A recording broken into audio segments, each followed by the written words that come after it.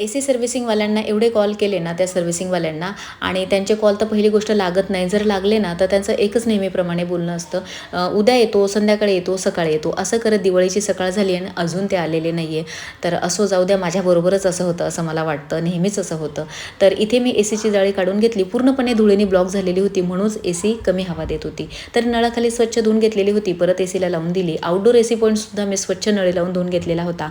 आज AC सर्व्हिसिंगचे 1000 रुपये मी वाचवलेले होते, त्याचा मला खूप मोठा आनंदसुद्धा झालेला होता. इथे परीची आंघोळ करून झाली, तयारी मात्र तिने करू दिली नाही. नवीन कपडे घातल्यानंतर ती तेवढ्यातच खुश झाली आणि छान खेळायला लागली होती. इथे दिवाळीच्या दिवशी जेवणामध्ये आहे ना, मी दिवाळीचे सर्व पदार्थ बाहेरून आणलेले होते, तर तेच इथे जेवणामध्ये मी काढून घेतलेले होते. सर्वात आधी नैवेद्याला काढून घेतलेले होते आणि त्यानंतरच घेतले ते. आणि इथे जेवणामध्ये सिंपलचं जेवण बनवलेलं होतं.